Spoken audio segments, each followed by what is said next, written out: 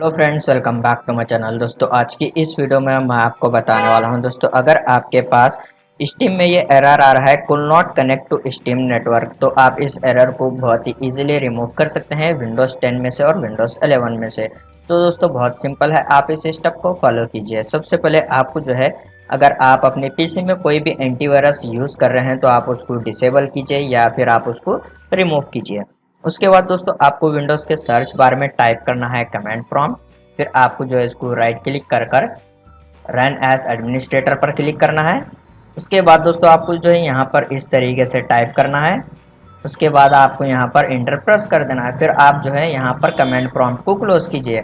फिर आपको जो है यहाँ पर विंडोज़ 11 की सेटिंग ओपन करना है। स्टार्ट मेनू पर क्लिक कीजिए, सेटिंग पर क्लिक कीजिए, विंडोज़ 11 सेटिंग ओपन हो जाएगी। फिर आपको जो है यहाँ पर लेफ्ट साइड में नेटवर्क एंड इंटरनेट का ऑप्शन है, आप इस पर क्लिक कीजिए। आपको स्क्रॉल करना है और यहाँ पर एडवांस नेटवर्क सेटिंग पर आपको क्लिक करना है। उसके बाद आप यहाँ पर देख सकते हैं नेटवर्क रीसेट, आप इस पर क्लिक कीजिए। फिर आप यहाँ पर रीसेट नाउ के ऊपर क्लिक कीजिए। उसके बाद यहाँ पर आपको यस के ऊपर क्लिक कर देना है। तो यहाँ पर विंडोज़ के ऑल नेटवर्क जो है वो रीसेट हो जाएंगे। फिर आप इसको जो है क्लोज कीजिए। उसके बाद आपको विंडोज़ के सर्च बार में टाइप करना है कंट्रोल पैनल। उसके बाद आप इसको क्लिक कर कर ओपन कीजिए। फिर आपको जो है यहाँ पर नेटवर्क एंड इंटरनेट पर क्लिक करना है। उसके बाद यहाँ पर नेटवर्क एंड शेयरिंग सेंटर पर आपको क्लिक करना है। फिर आप यहाँ पर देख सकते हैं चेंज अडाप्टर सेटिंग, इस वाले ऑप्शन पर आप क्लिक कीजिए।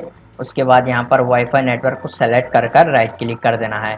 फिर यहाँ पर प्रॉपर्टी पर क्लिक करना है। उसके बाद आपको यहाँ पर इस वाले ऑप्शन को सेलेक्ट करना है इंटरनेट प्रोटोकॉल वर्जन 4, प्रॉपर्टी पर आप क्लिक कीजिए। उसके बाद आपको यहाँ पर इस वाले ऑप्शन को सेलेक्ट करना है use the following DNS server. Preferred DNS server में इस तरीके से टाइप कीजिए, अल्टरनेट डीएनएस सर्वर में इस तरीके से टाइप कीजिए। उसके बाद आप ओके के ऊपर क्लिक कीजिए। फिर आप यहाँ पर क्लोज कीजिए।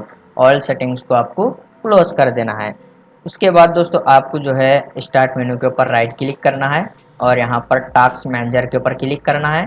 फिर दोस्तों, आपको यहाँ पर स्टीम एप्लीकेशन शो हो जाएगा, आप उसको सेलेक्ट कीजिए, राइट क्लिक कर कर एंड टास्क के ऊपर क्लिक कर देना है। उसके बाद यहाँ पर से स्टीम एप्लीकेशन क्लोज हो जाएगा। फिर आप अपने पीसी को एक बार रीस्टार्ट कीजिए, प्रॉब्लम सॉल्व हो जाएगी। उम्मीद है आपको वीडियो पसंद आया तो प्लीज़ लाइक कर देना और इसी तरह के वीडियोज़ देखने के लिए चैनल को सब्सक्राइब कीजिए।